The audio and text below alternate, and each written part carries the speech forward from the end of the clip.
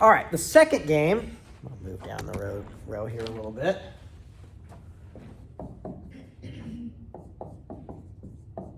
Is called the stag hunt. Okay? So the idea here is you have a group of people out hunting, in this case a stag, but it could be any large game, okay? That requires people cooperating together in order to get it. Okay? So you imagine, a bunch of Neanderthals hunting a mammoth, right? It could be the mammoth game instead of the stag, right?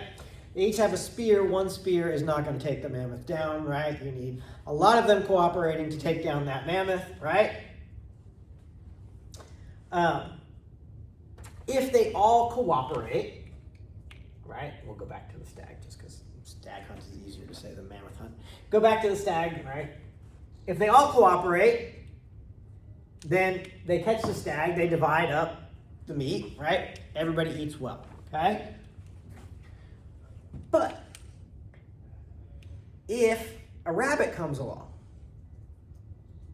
right, one of the hunters has a choice. I can continue working with the rest of my group to try to take down the stag, which is not a sure thing. Or I can get this rabbit right now, which I don't need anybody else's help to do. It's an easier game to catch, right? Easier to kill. And I eat. I don't have to share it with anybody else. I have food, right? But in the process of doing that, right, I make it harder for the rest of the group to get the stag, right? Because they were counting on my help. Now I'm suddenly distracted. I'm going elsewhere, okay?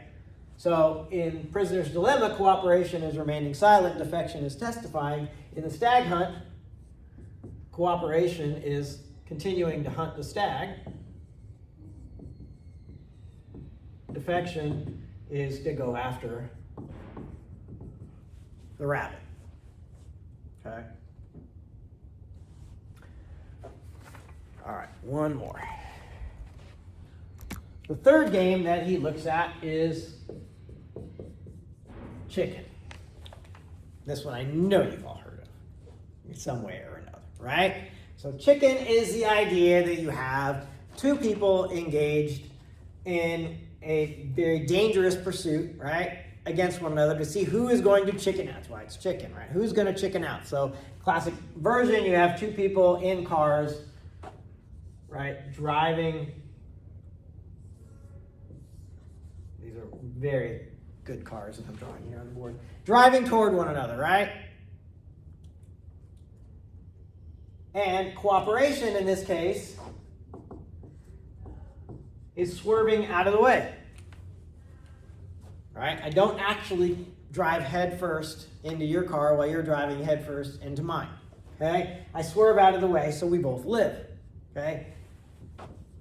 Defection is continuing to drive in a straight line. Right? I continue toward you, right, on a collision course with you, okay? And so again, what happens is going to depend on the decisions that both people make, right? Because if one swerves out of the way, then the other wins, right? They get the reputational points. Yes, I was not scared, you were the chicken, right? But I also don't die, so that's a big plus, right? The person who swerved gets to live, that's pretty big, but they also now are branded the chicken, right? If they both swerve, they both live, there's no advantage reputationally, right? They were both chickens, right? If they both continue on, well, they're brave, stupid people who killed themselves in this flaming car, right? All right, so that's kind of the basics of the games. Any questions about that? All right, well, it turns out it's going to matter what the payoff structures look like in these games, okay? So the benefits from mutual cooperation and the penalties for defection, right, or the benefits that you get from defection are going to weigh into the decisions that people make. So even if we don't change anything about the structure of the game, about the general rank ordering that will come with, right? Think about what a difference it would make if we change this game to say, actually, it's not going to be 10 years, it's going to be 100 years, right? 10 years in prison, I imagine, is bad enough. 100 years in prison means you're never getting out, right? That could make a big difference in the way that you view this choice, right? If we're talking about, in the stag hunt, right, this is, if we all stick together and cooperate, what we're getting is, say, enough to eat for a week. That's one thing. If what we get is enough, we can all live off it for a year. Right? Maybe I view that rabbit very differently in that case. Okay? Because, man, I'm giving up a huge gain if I go after this ability to just eat today by getting the rabbit. Right? So the payoff structure certainly matters, right? And we see this in real life, right? So if you are buying a lottery ticket, right? And they tell you that the jackpot's $20 million, right? And then another day the jackpot is $1 billion, right? Your chances of winning are exactly the same, right? The odds that you pick the same, those 6 numbers that are going to be picked for that week, that drawing, are not any different. But a lot more people buy lottery tickets when that jackpot, they report, is $1 billion rather than $20 million, right? The payoff is much bigger. It affects people's perceptions. It affects their decisions, right? Okay, so let's think about kind of the rank orderings of outcomes in each of these cases, okay? And then we'll think about where we actually are most likely to end up. So the prisoner's dilemma, there is a very clear rank ordering of outcomes, right? Your best outcome is you defect and the other person cooperates, right? So here, I'll put this back to 10 years instead of 100. Go back to the original payoff structure here, right? But I defect, the other person stays silent, right? That means I don't go to prison at all, right?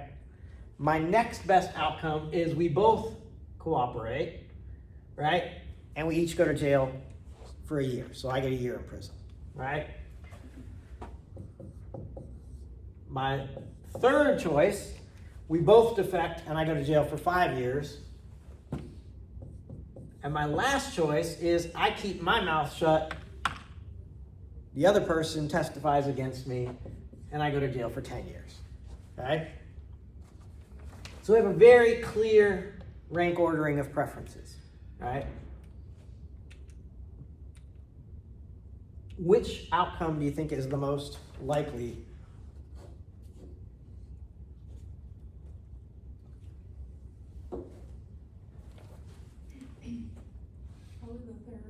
The third. Your third best option is the most likely outcome. Why? Because if the other person cooperates, what are you better off doing? Cooperating. Or defecting, right? Yeah. The other person is going to be quiet, right? Your best option is to talk. Then it's your choice between, do I go to jail for none at all, or do I go for jail for a year, right? If the other person is going to talk, they're going to defect. What's your best choice? To talk to, right? Go to jail for 5 years instead of 10 years. Right? So in the classic version of the prisoner's dilemma, where do we most likely end up? Both decide to rat the other out. Both go to jail for a medium term within the context of the game, right? All right, in the stag hunt, what's the best outcome? Everybody cooperates, right? You land big game, right? Everybody gets a sizable amount of food to eat, right? But what's the next best outcome?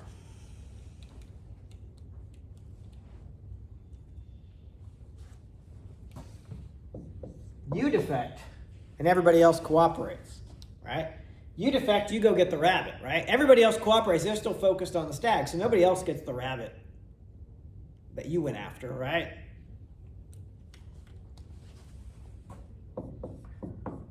The next best outcome is everybody defects, right? You at least still have a chance to get the rabbit, right? But nobody is getting the stag at that point, right? And the worst case, right, you're still thinking everybody's ambushing the stag, and meanwhile everybody else is chasing after a rabbit, and you don't get anything, right? Somebody over here maybe gets that rabbit and gets to eat, but you're the sucker who's left there with nothing, right? So again, we got to think about kind of where do we end up? Well, if they cooperate, right, your best option is to cooperate. If they defect, your best option is to defect. So we don't have kind of one point we can say this is where we're most likely going to end up. A lot of things that we'll talk about are going to influence what happens here, right? Which of those options you're likely to pick. All right, the last one, if we think about chicken, right, what's the best outcome? You defect, the other person cooperates, right? You keep driving straight, the other person swerves. So again, you get the reputational points, right? You were the brave one, the other person's the chicken, but nobody dies. So win-win for you, right? The next best option is we both cooperate. We both swerve. Nobody dies, but nobody gets a reputational advantage over the other, right? The other person can't call you the chicken, you can't call the other person the chicken because you were both the chickens. So you just kind of hope that everybody forgets about it, but you don't die. So, all right. Third one, you cooperate, the other person defects. So you swerve, the other person keeps driving, they win, they get the reputational advantage, but again, nobody dies. And then the last case, the worst case, you both defect, you drive head first into each other, you both die in a big flaming car wreck, right? You're both considered brave but stupid, okay? So again, we got to think about then, so what is your best choice, right? If the other person is going to cooperate, your best choice is to defect. If the other person is going to defect, your best choice is to cooperate. So again, there's not a clear landing place like there is with the prisoner's dilemma. But notice that there are some differences in the rank ordering from one to the next, right? It's not the same four choices all across the board, same rank ordering all across the board for all three games, okay? So the structure of the game certainly matters, okay? It impacts how people should evaluate their choices in the game, right? What those payoffs are going to be. All right. Questions about any of that so far? All right. Well, I'm going to talk a little bit about, I'll talk a little bit more about this, and then we'll, in kind of the general terms of the rational choice game, and then we'll think about what happens in the real world when it comes to these types of games and what might affect the way that you view, or how you might affect the way that other players view the choices, or even how you view the choices, okay? So if we just think about it kind of in general terms, things that are going to matter, right, are, first of all, how rational is the other person? So, I mean, the easiest case here is chicken. If I think the other person is totally irrational, I am swerving, right? The other person is nuts. They are not going to swerve. No matter what I do, they're going to keep driving straight at me. They don't care if we both die. I'm getting out of the way, right? But I think the other person is rational. I'm much more likely to think they're going to swerve, right? Here, if I think somebody is irrational, even if the payout's big, I might say, well, they're going to go after that rabbit if they get a chance to go after that rabbit, right? Even though that's probably not the better move. And then I'm going to be less less confident that they're going to cooperate with me. Okay? How risk averse is the other person, right? We've talked about risk aversion before, right? Some people are very accepting of risk. Some people are very uncomfortable around risk. If I feel like you're really uncomfortable about risk and I have a better sense of what you're going to do, right? That's going to affect how I see the choices that you make, right? So somebody who's risk averse is certainly going to swerve, right? Somebody who's risk averse is probably going to go after the rabbit because it's the surer thing, right? Somebody who's risk averse is going to testify because that's the surer thing. Okay? I don't have to worry about what you're going to do, right? We got to think about how much information everybody has about the consequences, right? We've been talking about this with everybody kind of understanding, well, these are the potential outcomes. But what if one side doesn't know what the potential outcomes are? Or has bad information about what the potential outcomes are, right? They can have a completely different rank order rating because they have different information than you do about what the outcome is, right? And one of you could be dead wrong about it, but you don't know that. And finally, we got to think about how much you trust the other person, right? So in this case, let's say, it's two siblings who are arrested together, and the other is two people who just met who decided to cooperate in this particular crime together, right? The two siblings are probably much more likely to end up here, right? The two people who just met are much more likely to end up here because the siblings have more trust in each other, right? You can tell me my brother is out over there spilling the beans, but I don't believe you. But you tell me this person I just met is testifying against me, and I have to really take that as a real possibility and be concerned about it, okay? So lots of things can impact the decisions that you make, okay? What we're gonna think about next time is kind of what you can do in the real world to try to change the payoff structure, right? To try to change incentives to make it more likely that we end up in this place where everybody cooperates. Okay?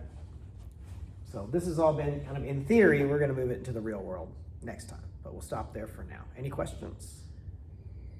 All right, we'll stop there, and I will see you on